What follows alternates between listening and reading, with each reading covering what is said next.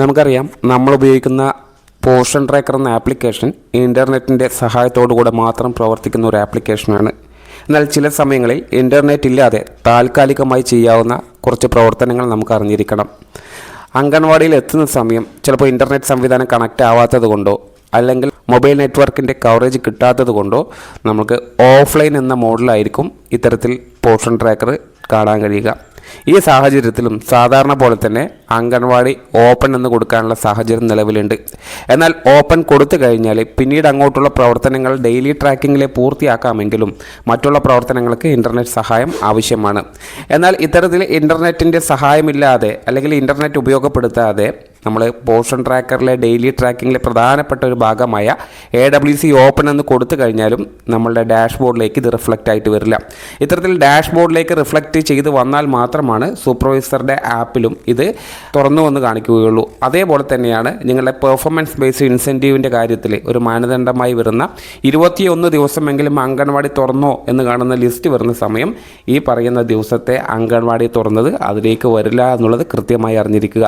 അപ്പോൾ ഓഫ്ലൈൻ മോഡിൽ അംഗൻവാടി തുറന്നു എന്ന് കാണിച്ചതിന് ശേഷം ടീച്ചർ ചെയ്യേണ്ട പ്രധാനപ്പെട്ട പ്രവർത്തനം ഏതാണ് എന്നുള്ളത് കൃത്യമായി മനസ്സിലാക്കുക. തുടർന്നുള്ള ദിവസങ്ങളിലും ഈ കാര്യങ്ങളൊക്കെ കൃത്യമായി ചെയ്തു എന്നുള്ളത് കൂടെ നിങ്ങൾ ഉറപ്പാക്കിയാൽ മാത്രമാണ് നിങ്ങൾ അംഗൻവാടി തുറന്നതായിട്ട് എല്ലാ മേഖലകളിലും പ്രതിഫലിച്ചു വരികയുള്ളൂ. അപ്പോൾ അതിനുവേണ്ടി ടീച്ചർ ആദ്യം ചെയ്യേണ്ടത് ഇത്തരത്തിൽ AWC ഓപ്പൺ എന്ന് കൊടുത്തതിന് ശേഷം ഇവിടെ ഓഫ്ലൈൻ മോഡ് എന്ന് കാണും.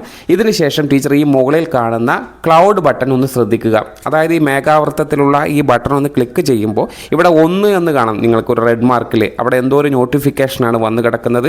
നിർബന്ധമായിട്ടും ആ നോട്ടിഫിക്കേഷൻ കൃത്യമായി ടച്ച് ചെയ്ത് കഴിഞ്ഞാൽ എന്താണ് അവിടുത്തെ തടസ്സം എന്നുള്ളത് ടീച്ചറിന് കൃത്യമായിട്ട് അറിയാം. അപ്പോൾ ഈ ഭാഗത്ത് നിന്ന് ടീച്ചർക്ക് അറിയാം ഇവിടെ അംഗൻവാടി തുറന്നത് തന്നെ ഇത്തരം രീതിയിൽ ഇൻ്റർനെറ്റ് ഇല്ലാതെയാണ് എന്നുള്ളത് ഇവിടെ കൃത്യമായിട്ട് നിങ്ങൾക്ക് അവിടെ എഴുതി കാണിക്കുന്നുണ്ട്. അപ്പോൾ അത് പ്രകാരം മനസ്സിലാക്കുക. അവിടെ ഇൻ്റർനെറ്റ് സഹായമില്ല, അതുകൊണ്ടാണ് ഇത്തരത്തിലൊരു സന്ദേശം അവിടെ കണ്ടത്. ഇനി ടീച്ചർ ചെയ്യേണ്ടത് ഇൻ്റർനെറ്റ് ഓൺ ആക്കുക അല്ലെങ്കിൽ വൈഫൈ നിങ്ങളുടെ ഫോണിലേക്ക് കണക്ട് ചെയ്യുക എന്നുള്ളതാണ്. കണക്ട് ചെയ്തതിന് ശേഷം ഈ കാണുന്ന സ്റ്റാർട്ട് ബട്ടൺ ഒന്ന് ക്ലിക്ക് ചെയ്യുക.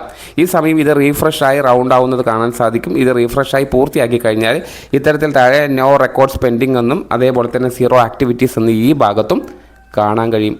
ഇപ്പോഴാണ് നിങ്ങൾക്ക് അംഗൻവാടി കൃത്യമായി തുറന്നു എന്നുള്ളത് ഉറപ്പാക്കാൻ കഴിയുകയുള്ളൂ. അപ്പോൾ ഈ കാര്യങ്ങളൊക്കെ കൃത്യമായി മനസ്സിലാക്കിക്കൊണ്ടായിരിക്കണം ഓഫ്ലൈൻ മോഡിലും, അതായത് ഇൻ്റർനെറ്റ് ഇല്ലാതെയും അംഗൻവാടി തുറക്കേണ്ടത്. തുറന്നു കഴിഞ്ഞാൽ ഈ പ്രവൃത്തി കൂടി ഓർമ്മയോടുകൂടി നിങ്ങൾ ചെയ്യണം. ഇന്ന് നിങ്ങൾ മറന്നു കഴിഞ്ഞാൽ നാളെ ഇത്തരത്തിലുള്ള ഓപ്ഷൻസ് കാണില്ല എന്നുള്ളത് കൃത്യമായി അറിഞ്ഞിരിക്കുക. ഇന്ന് അംഗൻവാടി തുറന്നു കഴിഞ്ഞാൽ 10 മണിക്കകം അത് ഫില്ലാക്കുക. താങ്ക്